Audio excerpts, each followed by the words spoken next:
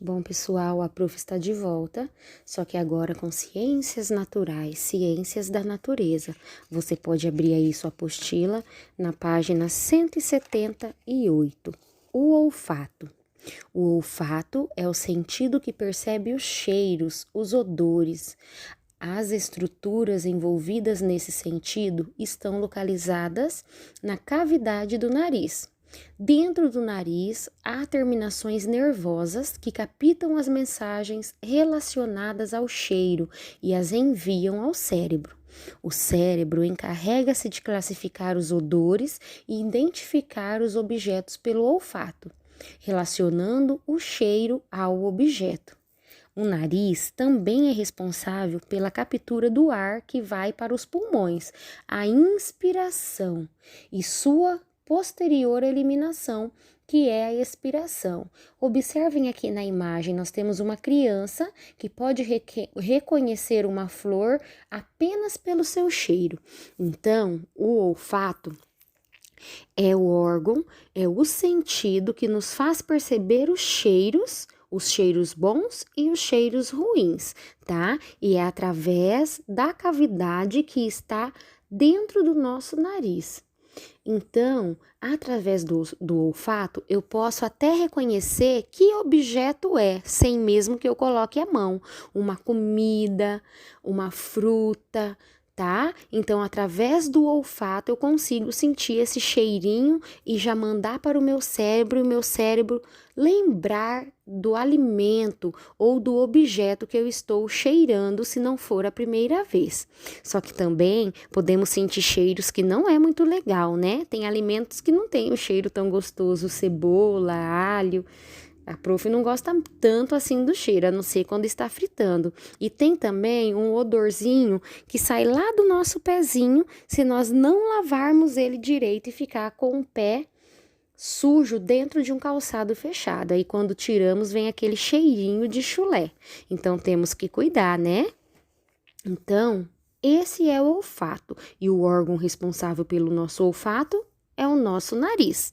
Vamos lá na página 179, exercícios de aplicação, momentos de novas descobertas. Número 1. Vamos tentar adivinhar novamente? Tente descobrir quais são os alimentos contidos nos copinhos apenas pelo cheiro. Vocês vão fazer aí em casa, porque nós não estamos em sala de aula, não vai ter como a prof fazer. Você vai pedir para o papai ou para a mamãe pegar 4 alimentos e pôr dentro de um copinho, sem que você veja que alimento é esse. Olha só como dica, a mamãe pode pegar um limão, laranja, vinagre e cebola, tá? Ou café também, que dá para sentir o cheirinho, chocolate, mas é muito importante que o limão e a laranja estejam presentes. Aí vocês vão vendar os olhos e aí a mamãe ou o papai vai dar aquele copinho contendo alimento para você cheirar. Você vai desenhar o nome do alimento aqui no primeiro quadrinho. Você vai desenhar o desenho do alimento e depois, em seguida, escrever o nome desse alimento. Então, na coluna do lado esquerdo, você faz o desenho do alimento e na coluna do lado direito, você escreve o nome. Por exemplo, a mamãe vai dar uma laranja para você cheirar, com os olhos fechados, para ver se você vai descobrir. Aí, depois que você fala, você descobre ou não descobre, você faz o desenho da laranja e em seguida escreve laranja. E depois a mamãe me deu limão para cheirar. Eu cheirei, vi se eu descobri ou não. Aí eu faço o desenho do limão e escrevo logo na frente limão. E assim por diante com os outros alimentos que você vai cheirar. Lembrando que o limão e a laranja é importante que estejam no meio desses alimentos, tá bom? Número 2. Dos objetos apresentados, quais foram os que tiveram o cheiro mais parecido, tá bom? Então, você vai ver qual é que tem o cheiro mais parecido. Naturalmente, será o limão e a laranja. Por quê? Porque eles possuem semelhanças por serem frutas cítricas. Eles são frutas ácidas. Depois que você sentir o cheirinho aí, você vai entender que o limão e a laranja têm o cheiro parecido, tá bom? Lá na página 180, exercício proposto, número 3. É por meio dos diferentes odores que os animais podem reconhecer e localizar os alimentos, fugir de predadores ou encontrar parceiros para o acasalamento. Os seres humanos e os demais primatas têm o sentido relacionado aos odores pouco desenvolvido. Existem também alguns animais que não possuem esse sistema, como o boto e a toninha. Olha só. Então, aqui nós podemos saber que tem alguns animais que conseguem definir o cheiro através do nosso nariz, né? Através do nosso olfato, tá? Então, esses animais têm o olfato muito avançado, bem sensível e consegue reconhecer vários odores, vários cheiros de animais diferentes, de alimento, até mesmo quando a fêmea dele está no cio e está preparada para acasalar. Só que existem também alguns animais que não possuem esse sistema, que é o boto e a toninha. Nós, seres humanos, os primatas, nós não temos o nosso sentido tão aguçado assim, esse sentido do olfato. Os animais têm mais do que a gente. Por exemplo, o cachorro. O cachorro consegue farejar bem rápido e definir o cheiro, consegue encontrar algo, igual tem aqueles policiais que até usam cães farejadores para encontrar determinados objetos, tá? Então preste atenção. O texto se refere a qual órgão do sentido? Esse texto que nós acabamos de ler aqui em cima, que fala dos odores, se refere a qual órgão do sentido? Os olhos, a boca, a orelha, o nariz ou a mão? Você vai fazer um X na alternativa que for correta. Vamos lá na página 181. Vamos falar sobre o paladar. O paladar é a capacidade de sentir os gostos por meio da língua. A língua é um órgão muscular localizado no interior da boca, com tonalidade rosada. Ela permite distinguir as características dos alimentos por meio de terminações nervosas que enviam mensagens ao cérebro. Essas terminações nervosas são capazes de distinguir 4 gostos básicos: o doce, o salgado, o azedo e o amargo. Então, o nosso paladar, igual a prof já disse para vocês, tem muitas pessoas que pensam que é a nossa boca. É através da boca também, mas com a língua, né? Eu posso falar que é a boca, porém, o que faz a gente sentir o gosto é a língua. A língua, ela tem uns órgãos aqui dentro, umas terminações nervosas que permite a gente distinguir o sabor dos alimentos. Aí, a partir do momento que o alimento bate nessa terminação, ele manda diretamente para o nosso cérebro. Aí nós somos capazes de distinguir se esse alimento é doce, se ele é amargo, se ele é azedo, tá bom? Olha só. Olha a representação artística da localização da língua. Temos aqui, né, uma cabeça e dentro da boca está a nossa língua. O paladar e o olfato são os sentidos que nos permitem perceber o sabor dos alimentos. Então, muitas vezes, nós acabamos confundindo, né, o gosto com o cheiro. Mas por quê? Porque o olfato e o paladar trabalham juntos. E quando sentimos o cheiro, por exemplo, de um bolinho saindo do forno que a mamãe está fazendo, esse cheiro vai direto para o nosso cérebro. E aí, automaticamente, vem aquele gostinho bom na boca, porque a gente lembra daquele alimento que está sendo feito. Vamos lá na página 182, exercício proposto, momento de novas descobertas, número 1. Pesquise sobre os alimentos mais consumidos em sua casa e identifique-os pelo gosto. Complete a tabela seguinte colocando o tipo de comida de um lado e o gosto, que é o amargo, azedo, salgado ou doce, do outro lado. Depois mostre o resultado ao professor. Então aqui você vai ver Por exemplo, eu tenho duas tabelinhas aqui, uma tabelinha do almoço e uma tabelinha do jantar. Do lado esquerdo, você vai escrever a comida, tá? A comida que você come no almoço. Aí, do lado direito, você vai colocar o gosto dessa comida, se é amargo, azedo, salgado ou doce. Por exemplo, eu vou pôr aqui comida, arroz, na hora do almoço. Aí, o gosto do arroz, ele é salgado, ele é azedo, ele é doce ou ele é amargo? Ai, o arroz, ele puxa mais pro lado do salgado. Então, eu vou escrever arroz e salgado. Aí, depois eu vou colocar salada de alface. Eu escrevo aqui salada no nome do lado da comida e no gosto eu posso pôr que é azedinho e salgado, porque ela tem os dois sabores, né? Um azedinho e um salgado. E assim por diante. Você vai colocar o nome da comida e o gosto que ela tem. No jantar, a mesma coisa, a comida e o gosto que ela tem, ok? Qualquer dúvida, a prof está à disposição. Vamos lá na página 183, o tato. O tato é o sentido que nos permite perceber as variações de temperatura e de pressão. A pele é o órgão responsável por esse sentido. Ela é repleta de receptores capazes de reconhecer diferentes estímulos e enviar mensagens ao cérebro. Por meio do tato, somos capazes de perceber objetos pelo toque. Então, pessoal, quando nós falamos em tato, logo já vem a imagem da nossa mão, né? Porque é através das mãos que nós tocamos mais e descobrimos os objetos e podemos sentir. Só que o responsável pelo tato é a nossa pele, e a nossa pele é o maior órgão do nosso corpo humano. Quando tá frio, a gente sente através da pele, quando está muito calor, a gente sente através da nossa pele, sem mesmo tocar. Quando está chovendo, a gente sente a água caindo ao nosso corpo, quando estamos tomando banho de piscina, tá? Então, a nossa pele é capaz de fazermos sentir os estímulos, tá? Se é calor, se é frio, se tem água, aquela brisa do vento quando sopra, a gente pode sentir tudo através do tato, tudo através da nossa pele.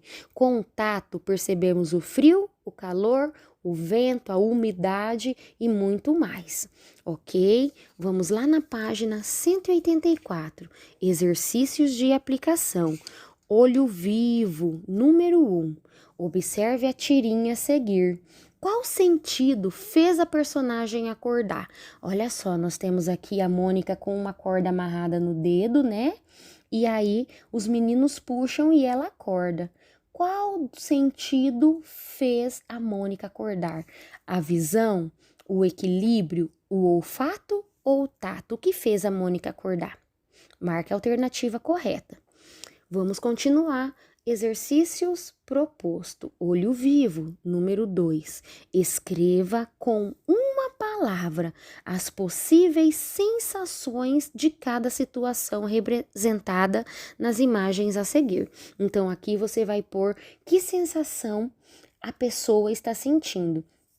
Eu tenho uma criança toda coberta com casaco, com touca, com luvas.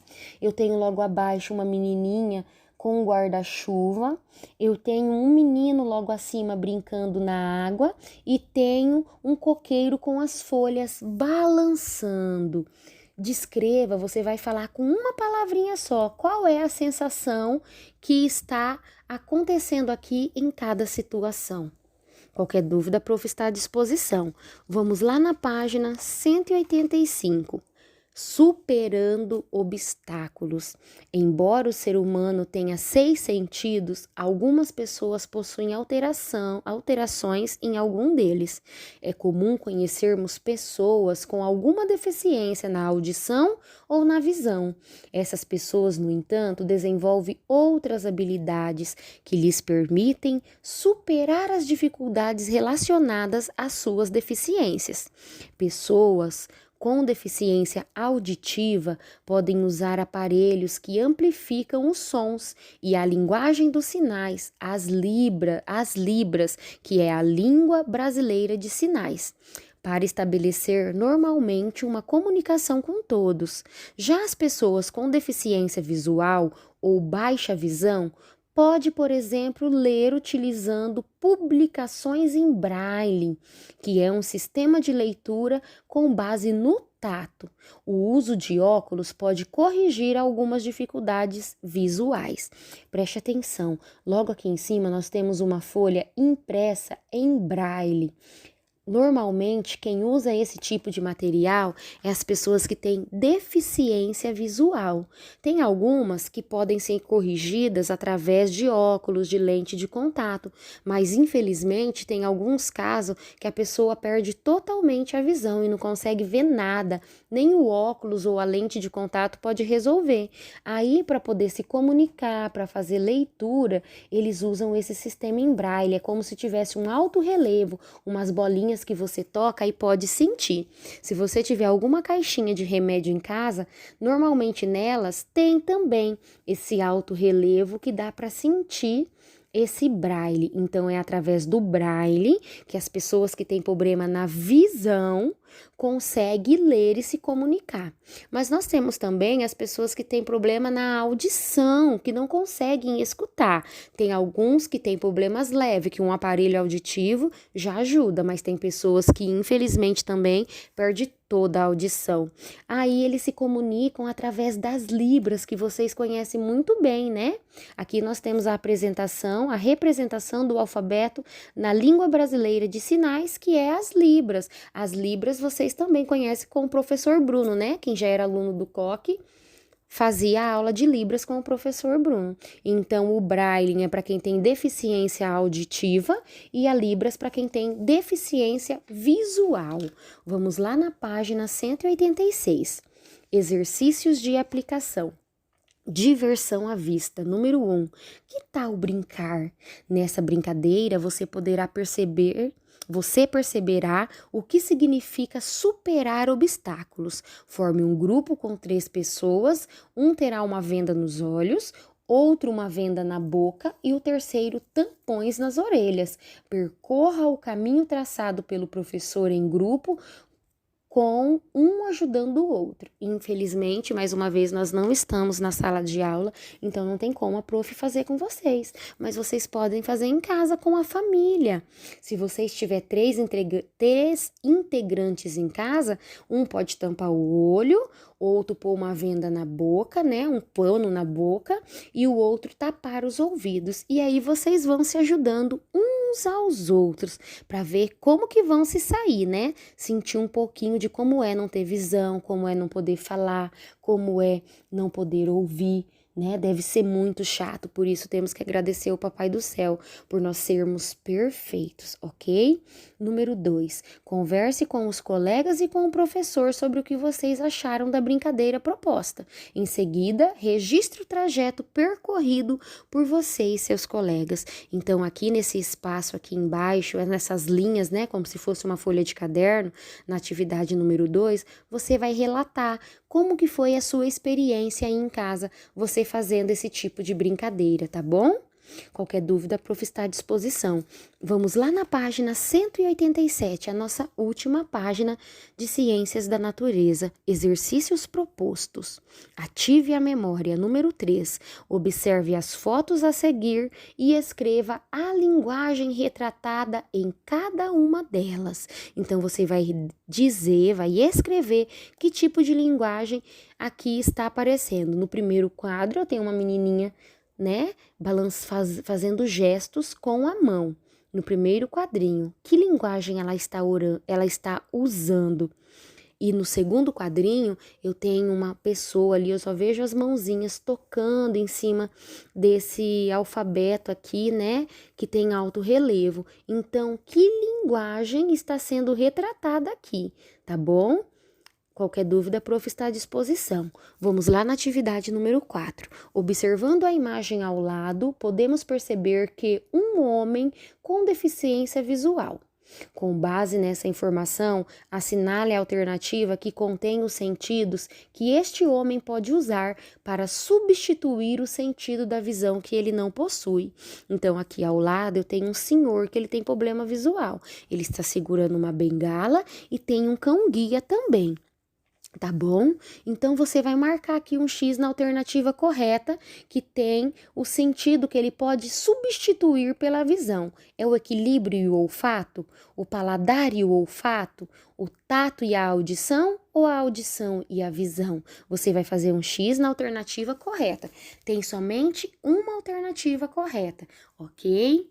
Fiquem com Deus. Qualquer dúvida, a prof está à disposição. Beijinhos e tchau, tchau!